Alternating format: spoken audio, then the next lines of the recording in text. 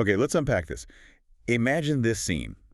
It's Barcelona, 1945, post-Civil War. Right, a very specific atmosphere. Exactly. And there's this 11-year-old boy, Daniel. His mother's recently passed away, and his father, a bookseller, takes him somewhere. Secret.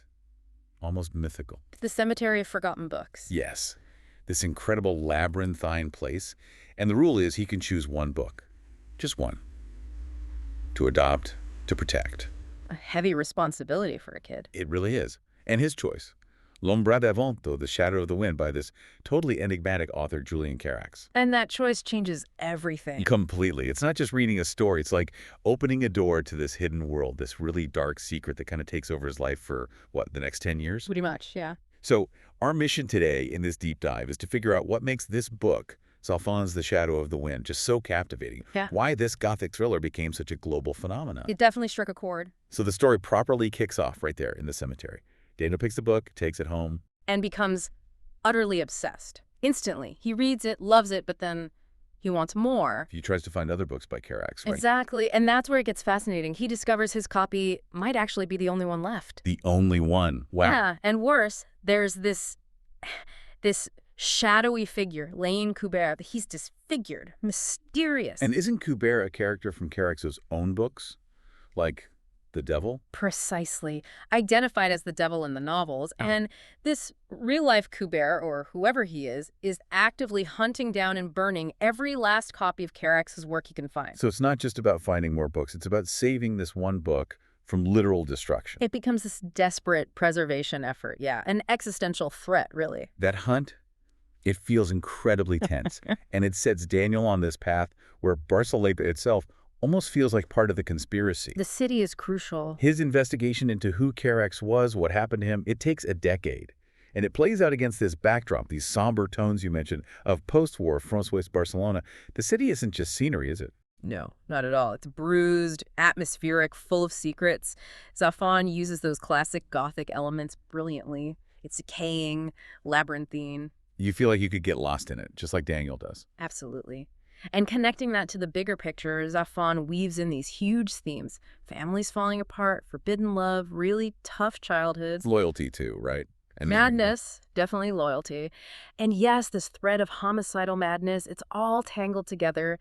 And the really clever part is how Daniel's own life starts to echo Carax's life. like he's fated to repeat it somehow. Kind of, yeah. It leads him closer and closer to uncovering this unspeakable secret that links them. And the other characters, they're unforgettable. Fermin Romero de Torres. Oh, Fermin. Wise, scarred, hilarious. He's sort of the heart of the book, isn't he? Daniel's sidekick. Absolutely. And then the opposite end of the spectrum, Inspector Fumero. Terrifying, utterly ruthless. He really embodies the brutality of that regime. So we have this incredible story, these characters, this atmosphere.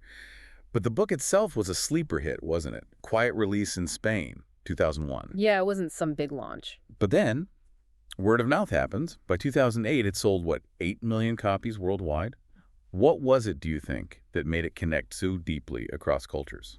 Well, I think part of it is how Zafon blended genres. It's Gothic, absolutely. Stephen King called it the true Gothic novel, the real deal. High praise from him. Huge praise. But it's also a literary mystery. It's historical fiction. It's got this tragic romance woven through it. Entertainment Weekly loved the writing itself, called it masterful, meticulous. And didn't Michael Dirda at the Washington Post compare it to some pretty major works? He did, yeah. He mentioned its richness and architectural complexity. Put it in the same breath as 100 Years of Solitude and The Name of the Rose. It managed to feel both grand and intimate, I think. But interestingly, not everyone loved it unconditionally. Some reviews were more mixed, which, often happens with big books. The Guardian, for instance, felt it ultimately lacks the magic promised by its first chapters. That's true, and that's a fair point to raise. What do you think might have caused that feeling for some readers? Maybe. Maybe for some, the plot, which is very intricate, almost clockwork-like. Maybe it felt a bit too engineered as it went on. Less organic than the start. Possibly. Or the tone. Or perhaps they expected something purely fantastical, and while Zafon's writing is incredibly evocative, it is grounded in history, in a pretty dark reality. It could be that shift. It really speaks to the book's ambition that it sparked such strong, varied reactions, Definitely. So pulling it all together, L'ombra del vento, the shadow of the wind. It feels like more than just a novel. It's this whole immersive experience, isn't it? Yeah. About the power of stories, especially forgotten ones, and the secrets they can hold. It really highlights the mark that books and their creators can leave on us, how some stories just refuse to stay buried. The powerful idea. Which, I suppose, raises an interesting question for you listening. What forgotten stories, maybe hidden in plain sight around you if you were to uncover them, might unravel a mystery? Or even reveal some kind of unspeakable secret in your own life or your own city's past?